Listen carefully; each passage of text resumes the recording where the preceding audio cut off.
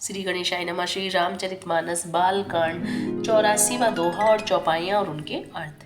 जे सजीव जग अचर चर, नारी पुरुष अस काम, ते निज निज मर जाद तजी, भय सकल बस काम। जगत में स्त्री पुरुष संज्ञा वाले जितने चर अचर प्राणी थे वे सब अपनी अपनी मर्यादा छोड़कर काम के वश हो गए।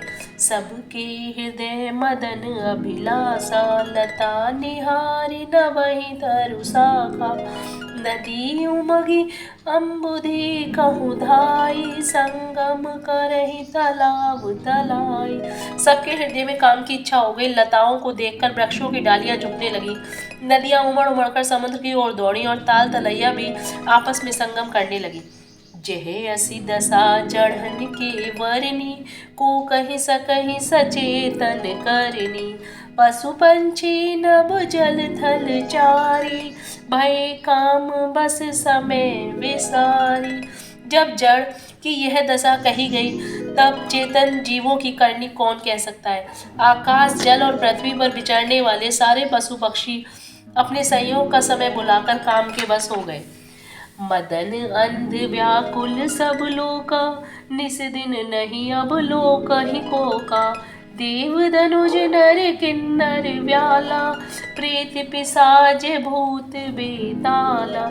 सब लोग कामांध होकर व्याकुल हो गए। चकवा चकवी रात दिन नहीं देखते। देव दैत्य मनुष्य किन्नर सर्प प्रेत पिशाच भूत और बेताल, इनके दशा न कहूँ बखानी, सदा काम के चेरे जानी, सिद्ध विरक्त महामुनि जोगी, ते भी काम बस भय वियोगी।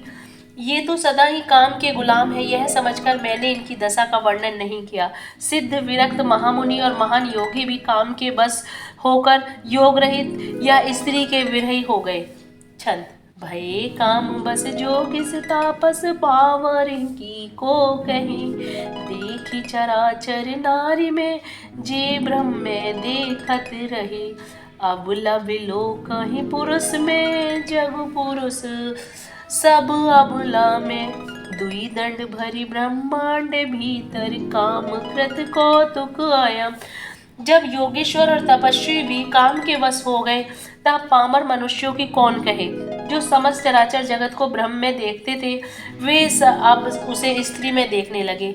स्त्रियां सारे संसार को पुरुष में देखने लगी और पुरुष उसे स्त्री में देखने लगे। 2 घड़ी तक सारे ब्रह्मांड के अंदर कामदेव का रचा हुआ यह कौतुक रहा। 85वां सोठा। धरी न काहू धीर सबके मन मन सिज हरे, जे राखे रघुवीर ते, उबरे ते ही काल महु।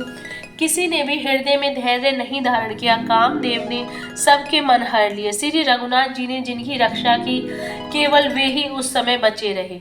उभय घरी अस कौतुक भयहूँ, जो लगी काम शंभु बहि गयहूँ, शिवहि बिलो की संस के मारू, भयहूँ जथातिथि सबु संसारू। 2 घड़ी तक ऐसा तमाशा हुआ जब तक कामदेव शिव जी के पास पहुंच गए। शिव जी को देखकर कामदेव डर गए। तब सारा संसार फिर जैसे का तैसा स्थिर हो गया। भय तुरत सब जीव सुखारे, जिमि मद उतरहि गए मतवारे, रुद्र ही देखि मदन भय माना, दुराधरुष दुर्गम भगवाना। तुरंत ही सब जीव वैसे ही सुखी हो गए जैसे मत वाले लोग मद उतर जाने पर सुखी होते हैं। दुराधर्ष और दुर्गम भगवान रुद्र शिव जी को देखकर कामदेव भयभीत हो गए। फिरत लाज कछु करि न जाय, मरण उठानि मन रच से उपाय, प्रगटे से तुरत रुचिर ऋतु राजा, कुसंयुत नभ तरु राज विराजा। लौट जाने में लज्जा मालूम होती है और करते कुछ बनता नहीं। आखिर मन में मरने का निश्चय करके उसने उपाय रचा। तुरंत ही सुंदर ऋतुराज बसंत को प्रकट किया। फूले हुए नए नए वृक्षों की कतारें सुशोभित हो गई।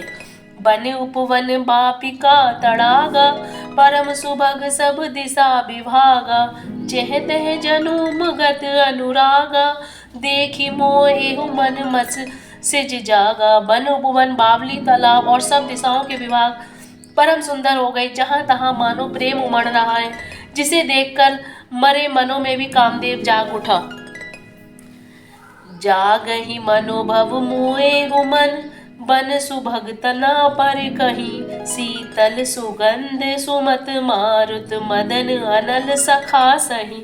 विघ से सरिन बहु कंज गुंजत, पुंज मंजुल मधुकरा।